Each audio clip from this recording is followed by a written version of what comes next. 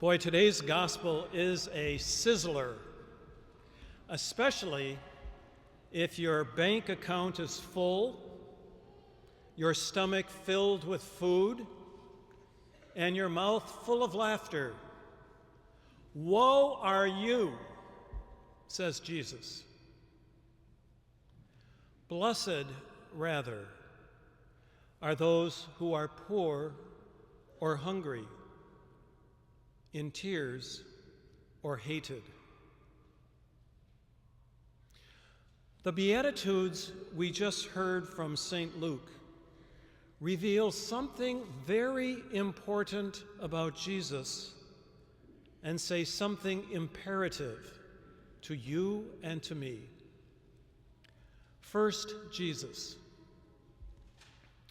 A remarkable Hasidic rabbi, Levi Yitzhak, used to say that he had discovered the meaning of love from a drunkard peasant. The rabbi was visiting the owner of a tavern in the Polish countryside. As he walked in, he saw two peasants at a table. Both had had plenty to drink. Arms around each other, they were protesting how much each loved the other. Suddenly, Ivan said to Peter,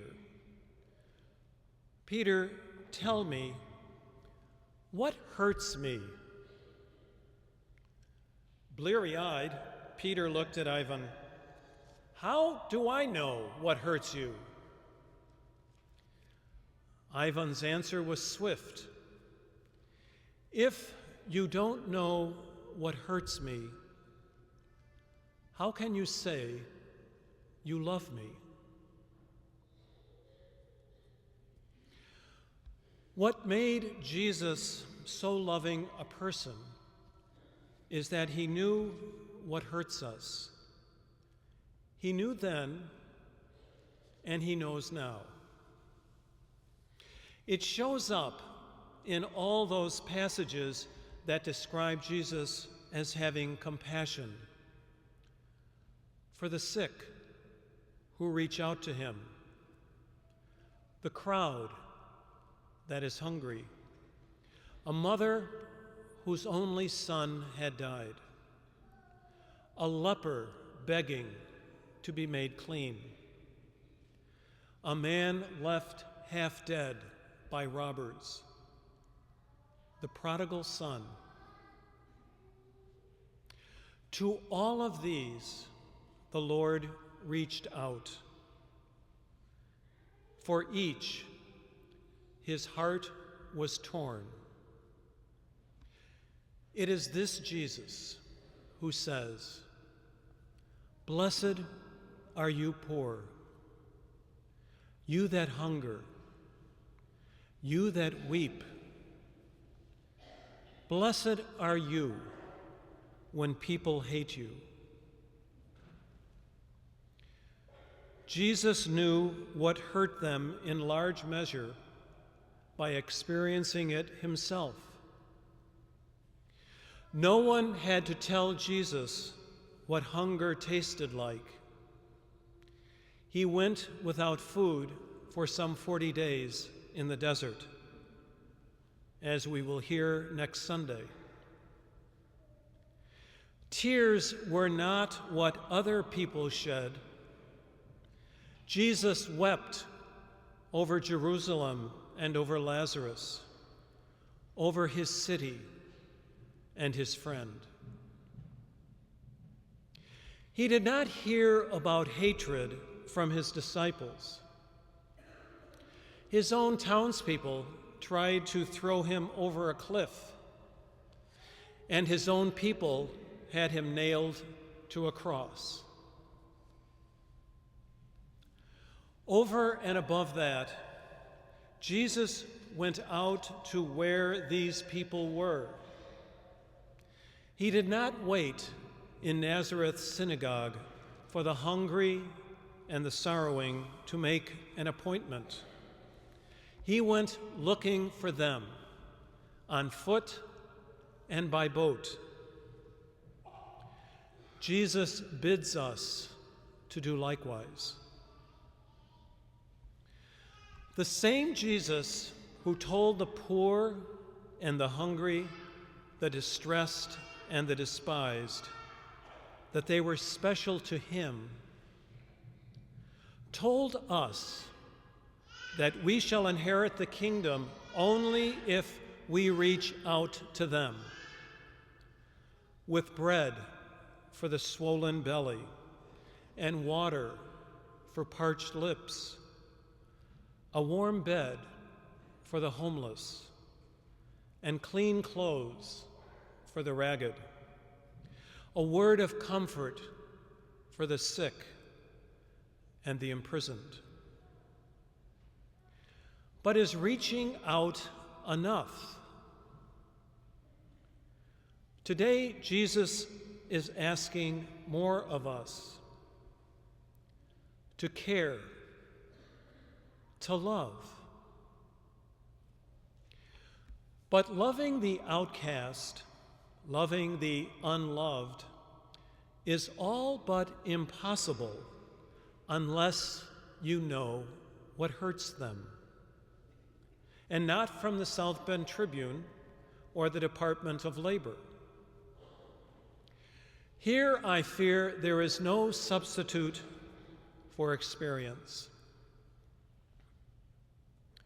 One of our seminarians last summer spent time with the poorest of the poor, orphaned and abandoned children in Honduras. He joined some 15 young adult volunteers who put career and further education plans on hold to devote 2.5 years of their lives to create a loving home for these children whose lives have been painfully torn apart by poverty, disease, and violence.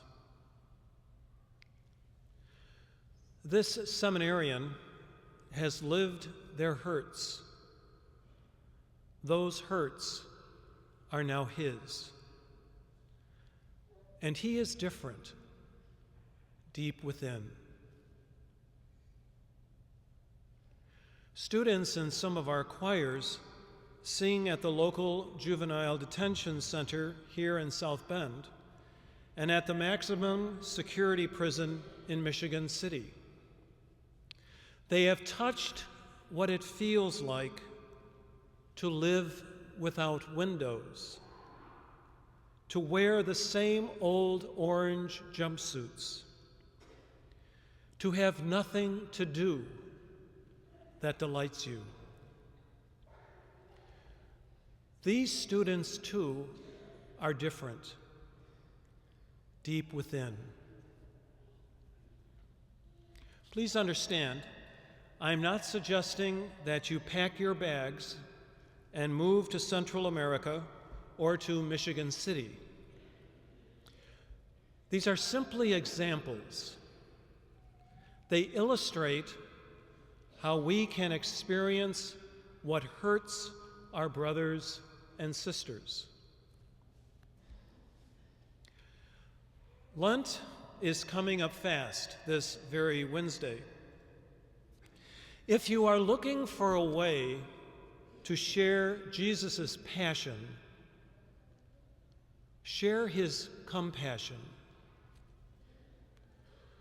The world you walk, however small, is heavy with hurt, some of it obvious to the naked eye, much of it cooped up inside skin.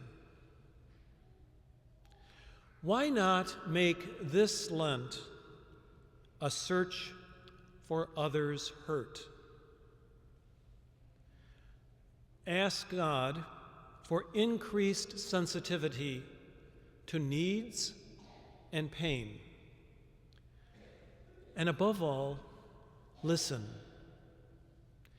Be present to another with your whole self, heart and marrow.